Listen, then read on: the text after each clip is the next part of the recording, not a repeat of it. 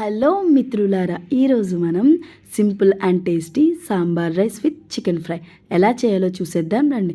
ముందుగా నానబెట్టుకున్న పప్పు బియ్యాన్ని కుక్కర్లో 3 గ్లాసులు నీళ్లు వేసి పక్కన పెట్టుకోవాలి. ఇప్పుడు ఒక గిన్నెలో చింతపండు గుజ్జు, ఉప్పు, గరం మసాలా, ధనియాల పొడి, కారం, పసుపు వేసుకొని కలుపుకొని పక్కన పెట్టుకోవాలి. ఇప్పుడు బాణీలో 2 టేబుల్ స్పూన్ ఆయిల్, ఎండుమిరగాయలు, ఆవాలు, జీలకర్ర, మెంతులు, పోపులు, అలాగే కట్ చేసి పెట్టుకున్న ఆనియన్స్ కొంచెం సేపు మగ్గనిచ్చిన తర్వాత కరివేపాకు వేసుకోవాలి.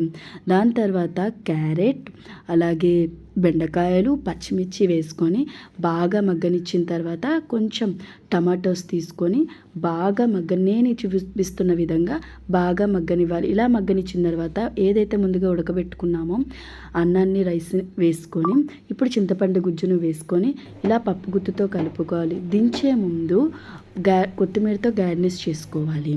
ఇప్పుడు కళాయిలో 2 టేబుల్ స్పూన్ ఆయిల్, అలాగే కట్ చేసి పెట్టుకున్న ఉల్లిపాయలు, పచ్చిమిరకాయలు, కరివేపాకు వేసుకొని బాగా మగ్గనిచ్చాలి. కొంచెం సేపు బాగా మగ్గిన తర్వాత అల్లం వెల్లుల్లి పేస్ట్, అలాగే మనం కడిగి పెట్టుకున్న చికెన్ని వేసి బాగా మగ్గనివ్వాలి. ఏమైతే ఉన్నాయో మొత్తం మసాలా సామాన్లు మొత్తం వేసుకోవాలి. వేసుకొని బాగా రోస్ట్ చేయాలి.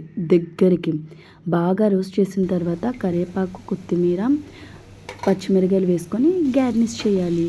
అంతే, simple and tasty sambar rice with chicken fry. కూడా ట్రై చేసి కామెంట్ బాక్స్లో కామెంట్